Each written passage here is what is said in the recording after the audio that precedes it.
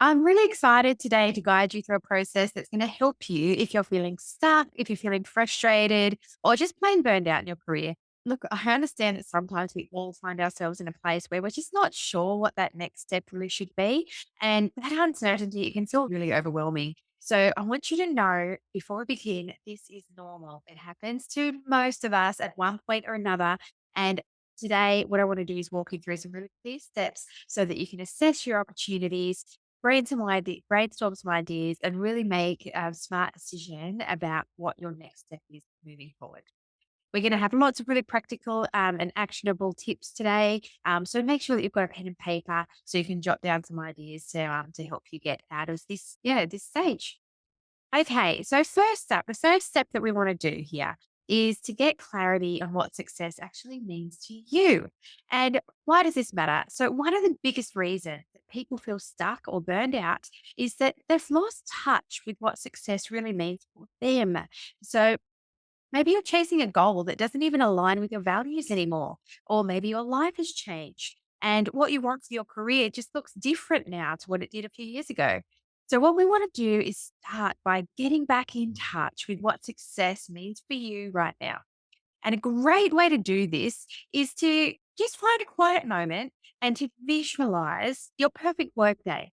Just start to finish. What does it look like, feel like? What activities and tasks are you doing? Look, this exercise, it really helps you just tune into the specific kind of lifestyle and work environment that's going to feel ideal to you right now. A few questions that you can ask here is, what does your ideal day look like? From the moment that you wake up, what activities are going to energize you?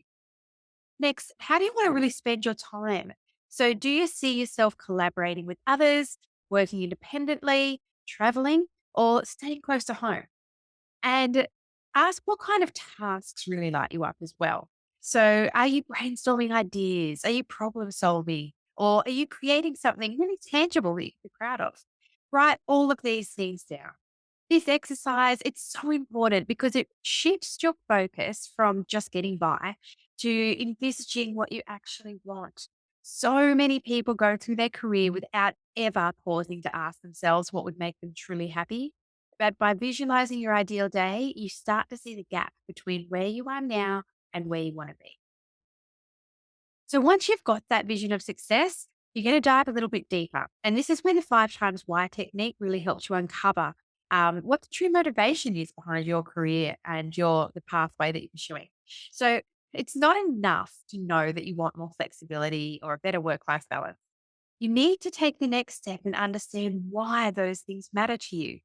That is what is going to help you stay committed when challenges arise and keep finding that constant source of motivation to do this long term. So let's say that your goal is to work remotely. Ask yourself, why is that important to me? Maybe your initial answer is just so that you can spend more time with the family. And if you ask yourself why 4 more times, you start to dig down into why that's actually important. And you can start to explore ideas like it's part of how you show your love and create lots of memories because family is one of your core values and it's how you define a successful life.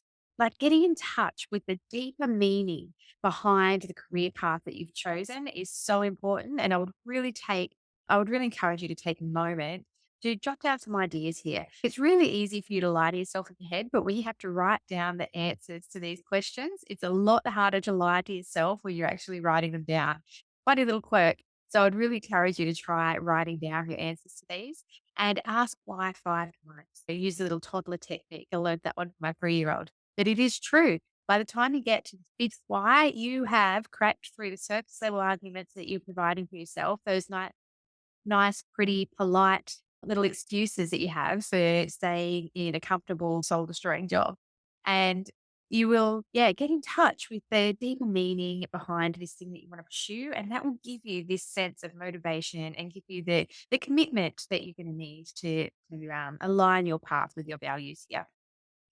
So by the time you've asked why 5 times, you've really uncovered a core driver behind your goal.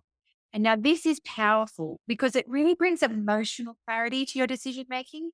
So now you're not just pursuing remote work for convenience. It's tied to your deeper value of family and creating a meaningful life. And that's important. All right. Now, step two here, we're going to identify your strengths and your values. So, when we talk about finding fulfillment in your career, it's not just about choosing the right job. It's about aligning your work with your strengths and your values. Because when your job allows you to use your natural talents and it reflects your personal values, work becomes more than just a way to make money. It becomes a source of joy and purpose, something that gives back to you. So there's a great exercise that I recommend here. It's called the values track framework, and it really helps you identify quickly and easily what excites you and what matters most to you. This exercise, it just brings your strengths and passions to the forefront, and you can really use these insights to guide your career decisions. So what basically, in a nutshell, the values track assessment, I get you to answer some questions quite quickly without overthinking. And I ask you to provide three responses to each. So, firstly, I ask, what do you love to talk about? What kind of topics light you up in conversation? And I want you to give me three answers to that and just jot it down on a pen and paper. Next up, what do you love to research? What subjects do you naturally dive deep into and you can't stop reading or you can't stop searching about? What do you love to research? Write down three things. Next up, what kind of skills do you love to acquire? What are you constantly learning or improving? Next up, what do you love to contemplate? This is an interesting one. What big ideas or challenges do you enjoy thinking about, imagining solutions to, talking about over the dinner table? If you're bringing work home with you and you're discussing it with your family or significant other, like what are these kind of ideas that you love to contemplate? What are these challenges that you like to talk about? Jot them down. And the final one here is, what do you know a lot about? What topics do you feel that you're a little bit of an expert in? Or do you feel really confident discussing? So if you're out and you hear someone discussing this topic, you always dive in because you've got something to say. What do you know a lot about? Right? Three answers there. These questions, they'll start to give you a little bit of a pattern of what truly matters to you once you read through all the responses that you've written. It's a great way to really help you align your career with what naturally excites and motivates you. Look, often when people come to me feeling burned out, it's because they're working in roles that don't allow them to fully use their strengths or engage in things that they're passionate about. See, once you identify your core values and interests, this is when you can actually begin to intentionally align your career decisions with them. There's another exercise here that I find really helpful around your strengths and interests. Sometimes we really overlook the things that we're good at because they come so naturally to us. These are the exact skills, though, that can really lead to greater career success. So, here you can pause and ask yourself, what kind of tasks come really easily to you? These are your natural strengths. Another way to approach this is, what do people often ask you for help with? This is a clue about what others see as your strengths. You can also ask what type of work you really enjoy doing. So if you can sit back and imagine, look, if money wasn't a factor, what would I spend my time doing? Write down your top three strengths based on these kind of answers. So when you align your career with your natural strengths and values, you're really setting yourself up for long-term satisfaction and success. So these exercises, they give you clarity on what you're really good at and what you enjoy doing. What we try to do here, it's about building your career around what already comes naturally to you. This is where you start to feel in a bit of a state of flow. All right, step number three. This is where we're going to work more about envisaging your future career. This matters because it's so hard to know where you're going if you can't picture the destination. A lot of our minds, we're so visual. So, by picturing your future self in detail, you can start to unlock possibilities that you might not have even considered before. So, I use something called the future belonging technique. This is something that we can run together if you join me for a one-to-one coaching session. This really helps you tap into your imagination to see your career from a different perspective.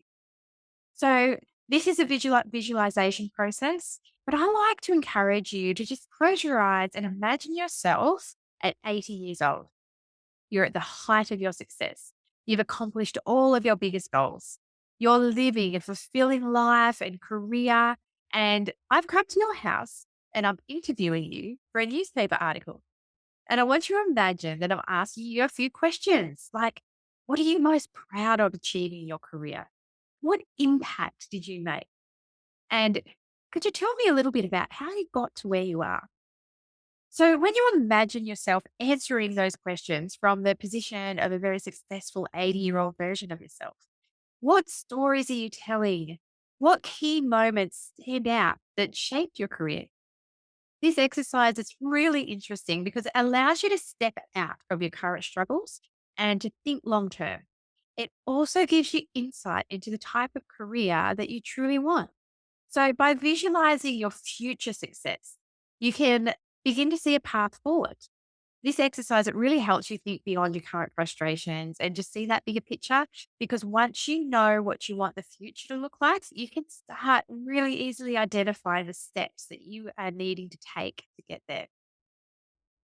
Okay, now on to step 4. We're going to assess your career options. So now that you've got a clearer vision of success and you understand your strengths and your values, what we want to do is to explore your career options. Look, sometimes feeling stuck, it comes from not seeing all of the possibilities available to you.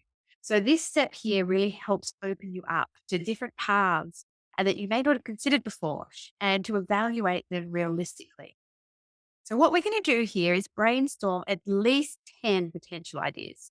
This could be roles that you're already familiar with, or it could be new industries that you're curious about, or it could be even entrepreneurial paths. Don't overthink it. Just write down anything that comes to mind. The goal here is to explore a really wide range of options. So just go for it. Some prompts that you can ask yourself here is what kind of industries or fields align with your values and strengths that we identified previously? Or what kind of roles excite you? You can also ask what types of companies or organizations do you feel drawn to? Write down all your ideas. Once you've brainstormed your ideas, I want you to use this technique called the success equation to evaluate them. So, this equation, oh my goodness, I found it so useful. It is so deceptively simple but powerful. So, the equation looks at three factors: attitude, effort, and skill. For each career option that you've brainstormed, I want you to ask yourself, firstly, on attitude, how excited and positive do you feel about this option? I want you to rate that on a scale of minus 100 to plus 100. Next up, effort. How much work are you willing to put into pursuing this path? That one I want you to rate from 0 to 100. And skill, do you have the skills required or can you develop them? Rate that from 0 to 100, same as effort. So this helps you evaluate each option from a really balanced perspective. Passion is important, but so is practicality. So once you've got this equation, you've got effort plus skill, and then you times by attitude. And you can see here how this gives you a really structured way to evaluate your options. It's a balance between doing what excites you and making sure that you have the skills and commitment to succeed. This step, it really prevents you from making impulsive decisions based purely on emotion while still allowing you to pursue something that you're really passionate about. I hope you find that as helpful as what I have. All right, step 5, research and narrow down your options. Now that you've brainstormed and evaluated your options, it's time to narrow them down and do some research because understanding the reality of each option here, it's going to help you make informed decisions about your next step. So I want you to pick your 3 to 5 top career ideas, the one that's scored the highest in the success equation evaluation. And what we're going to do is dive deeper into them. We're going to look up job descriptions. We're going to look up salary expectations. We can do some research around what a typical day looks like. We're going to search on LinkedIn. We're going to look at companies. So if possible, try to reach out to people who are already in these roles and just touch base with them, see where they're at, ask them for advice, start networking. Consider these questions as you do your research. What does a day look like in the life of this job? What skills or qualifications will you need or need to obtain? What's the long term potential in this career? And importantly, are there any compromises that you're going to need to make to pursue this path?